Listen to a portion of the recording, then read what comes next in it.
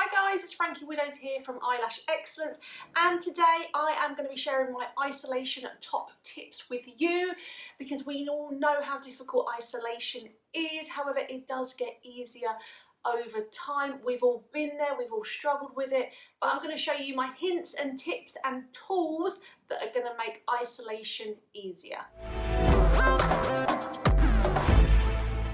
So top tip number one is make sure that you have a variety of isolation tweezers. Now this was the best thing I ever got taught, and I actually didn't get taught this till about 4 or 5 years into my career, and this has been a game changer for me. So I have a variety of isolation tweezers. I have a straight tweezer.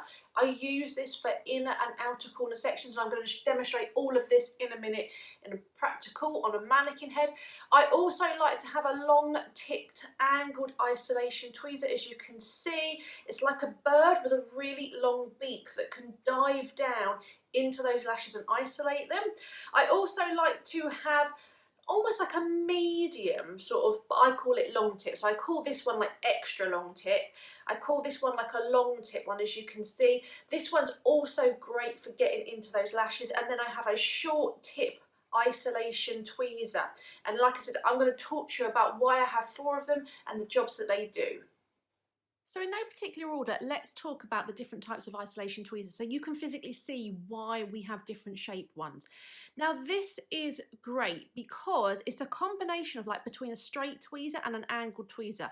Now I love an angled tweezer because it naturally does the shape for you. So when we're isolating a client, the best angle is actually to come at 90 degrees down. So if I turn the head sideways, just so you can see, we need our tweezers to be actually coming into the lash line vertical. Imagine a bird, one of those seabirds, hunting fish and diving down into the sea. So your best angle is to come like this. So when you've got an angled tweezer, it naturally does this for you. If you've got a straight tweezer, I now actually have to turn my tweezers or my wrist at a very uncomfortable angle for me to be able to work. Now I did train on straight tweezers when I was a beginner, but over time I've gone to angled tweezers because I just find it so much easier because it just stops my wrist hurting. And what I'm going to do is I'm going to put the links to all the tweezers that you're going to see in these videos in the comment under the video so that you can go and check them out if you think that these might assist you. So that's why I love this tweezer, because it's that combination between the two. It just gets into the lash line really, really nicely. If you have a client that is very, very deep set, so this is where their eyes sit very, very back in their head, you need a tweezer like this because you almost need that long tip to extend down into the head so that you can bypass the orbital bone that's up here and get right in there and isolate. So for me, this is probably one of my favourite tweezers at the moment. I really, really love this, and we do have this on the Eyelash Excellence shop. Now I also like this tweezer, which I call my long tip isolation tweezer. So this one we tend to call it the extra long tip isolation tweezer, and this one I call it my long tip isolation tweezer. It's one that I'm actually quite comfortable with. I just love how delicate the head is. Can you see? It's just so super sharp. So if you have clients that have all of those really irritating baby lashes, this is great for being able to get in there and isolate them right out of the way. It's also good for the fact that it is angled. It's like that bird diving down into the sea, so you can get actually right down into there. And if they've got a very deep set eye, it also extends quite well over that as well. So it is a nice tweezer. The only problem with angled tweezers like this is you will struggle with inner and outers. Because of the angle, you sometimes find that just with your hand direction you really can't get into these outer or inner corners. I know I personally struggle, and if you don't sort of believe me, have a go at it and you'll see what I mean. So this is why I tend to switch my tweezers on the inner and outer corners. The other issue that I have as well with an angled tweezer is sometimes if I've got an isolation on, let's try and find an isolation. Let's say this was a pickup tweezer and I want to get, let's say, a classic lash or a fan in onto the natural lash. I sometimes find this angle here gets in the way and I end up hitting my tweezers on there. Not all the time, but sometimes it does. It just depends on the client. So there will be some clients where actually I can work predominantly with this tweezer and it works well, and then I might just need to bring maybe my long tip or extra long tip one in just in certain areas where I find that I'm struggling. So for example, I know I'm jumping around here, With this tweezer, the way in which I hold my tweezer, I struggle to get here because of the way in which, can you see my wrist doesn't bend in this angle, and that's to do with the way in which I hold my tweezers. Whereas with this tweezer, automatically, it's really easy to get there. So this is why I really favour this tweezer, because of those angles. Now your short tip is also a really, really nice one. This one is actually our SS45 Dumont. Dumonts are just the most beautiful tweezers you can get. You can just feel the quality of them. We also do have a similar one like this, a slightly cheaper one. So it's horses for courses as to which one you like. This is actually quite a long tweezer. So if you've actually got long fingers like me, this works really, really well. This one is lovely for getting in little inner corners if you've got the right angle. It's also such a really soft, lightweight tweezer. And if your client hasn't got a deep set eye, it actually gets really, really nicely into the lashes. So again, I'll just sometimes, if I'm working a client and I'm feeling like isolation tweezer is not working, I'll just bring a different one out and see how I get on. Now, I'm not a big fan of the straight tweezer, but there are some instances where this works really, really well, which is why I will always have it next to me when I'm doing a set. If I'm finding that I can't get in the inner and outer corners with this tweezer for whatever reason, because everyone's eye shape is completely different, I will bring this one in. Like sometimes it's just nice to be able to just change your hand angle and see like how extreme this angle is. I can just get into this inner and outer corner here. It doesn't come out that often, if I'm honest, but it's almost like my security blanket to have all of my tweezers next to me, just so that I know that I can grab them when working on a different area across the eye. So I hope tip number 1 has assisted you so far. So tip number 2 is how you hold your isolation tweezer. This is also the key to getting into those really, really tricky lashes. So number 2 is how to hold your isolation tweezer. Now, I don't think this particularly matters. There's so many different ways in which you can hold it. And because this tweezer is doing a different job, it's only really isolating. I give my students the ability to hold it how they feel suits them. Whereas when I'm working with a pickup tweezer in their dominant hand, I make sure that they are holding it in a specific way for absolute control on the lashes. So I hate the way in which I hold my tweezers, which is like this. And the reason being because I now have no flexibility when it comes to moving my wrist this way to get into outer corners. So because the way in which I hold my tweezers, struggle with left outer corners, and I never teach my students to hold tweezers the way in which I do. Unfortunately, I've been doing this for so long that I really struggle now to get this out of my system and do something different. So I just sort of muddle through and do the best that I can. However, I recommend that my students find what works for them. Some students find this works quite well, holding their tweezer like this, and they can come in and isolate absolutely fine like this. So this is one way to do it, guys. So I'm resting my knuckle underneath here, and then I'm going in and isolating like this. Now another way is to hold your isolation tweezer like this, okay? This looks really weird. This one can work quite well. You can bring your finger down here and isolate like this. I see some students actually get on with this really well. I actually find that I need to put this finger out of the way because I'm weird. But for me, this can work quite well like this. I have also seen students isolate like this. Now, I can't do this and I feel like I have no control. But you know what? I had a girl on my course that was absolutely incredible at isolating like this. Again, it doesn't work for me, but that's another way you've got to do it.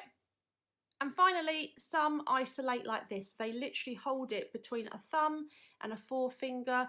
They're resting like this on the head, and they're going in and isolating like this. Now, everybody's hands are different. I have got ridiculously long fingers compared to most people. So the way in which I hold my tweezers is always going to differ from somebody else. So it really is a case of having a go and seeing how you get on with holding your isolation tweezers. Now, the best way to isolate is to actually isolate with 2 tweezers, because you really do need both tweezers, especially on clients that have got really tricky natural lashes, to get in there, to go fishing for a natural lash, and then when you found it, you can isolate it, go over here and pick your lash up, or come on the back of your hand, whatever suits you. So we're going to go in, see how my tweezers are turned over. This is why I like angled tweezers, they give you that angle. So I always say it's like little claws. Imagine you're just clawing your way through something, and that's what we're going to do with our tweezers. We're actually clawing our way through, using both tweezers to identify a natural lash, and then once we've got one, we're going to open. We need to have our tweezers close down to the lash line, so not touching but very, very close, because you're always going to have lots of little baby anagen lashes growing here. If you isolate up the top here, you are not going to be getting those little baby lashes out of the way, and you're going to get stickies. So bring your tweezer down, open up from down here, and you want a nice wide area to be able to place your extension in. So when you've picked your extension up, you're going to be coming in and you've got all of this area here to work in. If you've not got your tweezer open very wide, you're going to really struggle to get on because you've hardly got any area. Now, I always train my beginners, it can be easier for them once they've isolated to bring the extension down through here. Imagine this is a road. Bring your extension down through here. You're following the open gap that you've got and then placing your extension on top of the natural lash. So give that one a go and see how you get on.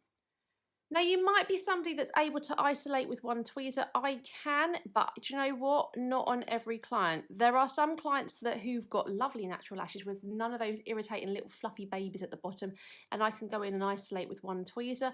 But most of the time, to be honest, I prefer to have two tweezers to be able to go in and isolate. It just gives me so much more control and being able to find the lashes. Now, another thing is that you don't actually sometimes need to isolate per se, as in have your tweezers either side of a natural lash. So let's say I wanted to isolate this natural lash here.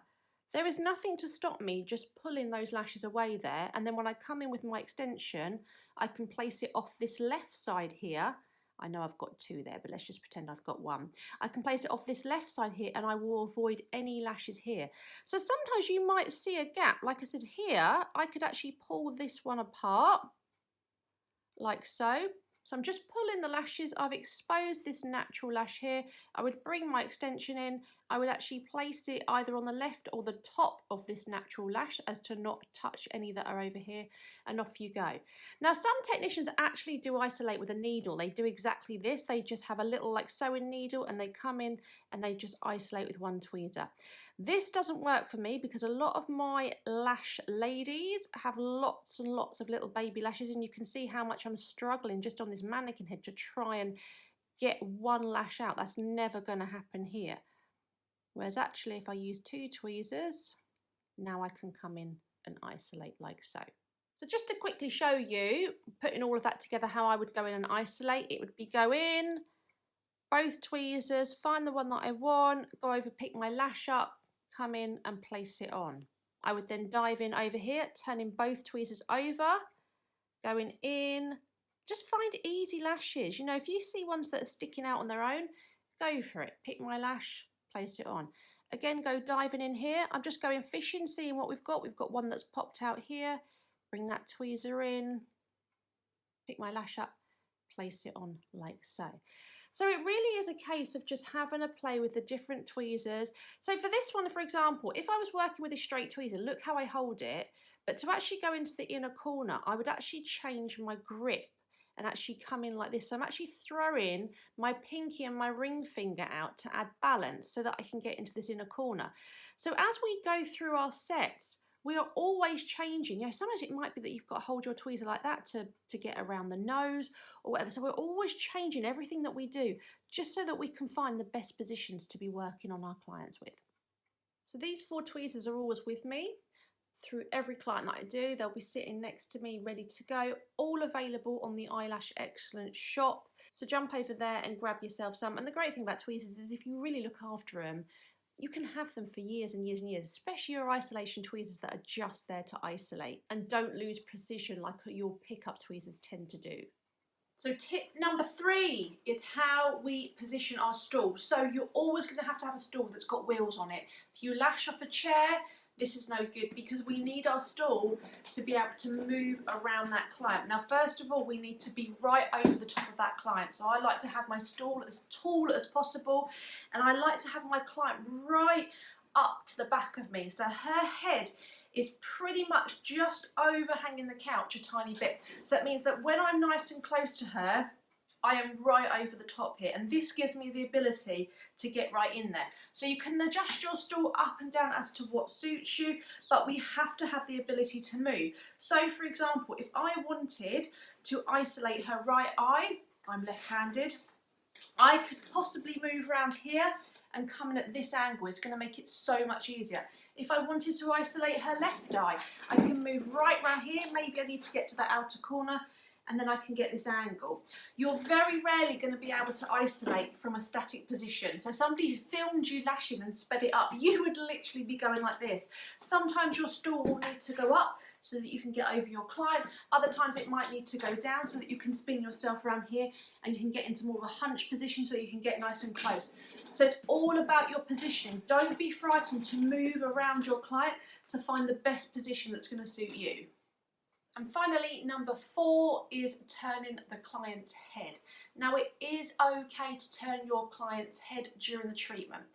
Of course, you don't want to be constantly turning their head like this, but if you have a tricky area, just leave that area and then turn the head and get to it. So, for example, I have a client who has a very, very difficult left inner corner lashes. She's very, very deep set, and she's actually got quite a big bridge on her nose, so it makes getting down in there really, really difficult. So I find that it's easier for me to leave that inner corner section on her left eye. Then towards the end, I will actually turn her head like so. Let's prop her up like she's a real client, because obviously my mannequin head is not going to stay there. So turn her head, and then it allows me easy access to get into there. Again, you might find that you struggle with the right outer corner, depending on what handed you are. It could be a case that you're going to turn the head over here, just get her to have her head to whatever direction that you want, and then it's going to give it easy access. So that is a skill that actually a lot of people overlook, but it's very, very simple and actually makes it really easy to get into difficult areas in the lash line. So we do hope that that isolation video has assisted you with your skills. Go away, give it a go, and also just drop us a little comment. Let us know if that helped you. And don't forget to give us a like if you enjoyed that video. It just lets us know that we're actually doing content that is helpful for you. And don't forget to check us out on social media at Eyelash Excellence and the web shop Eyelash Excellence. And I hope to see you at our next video.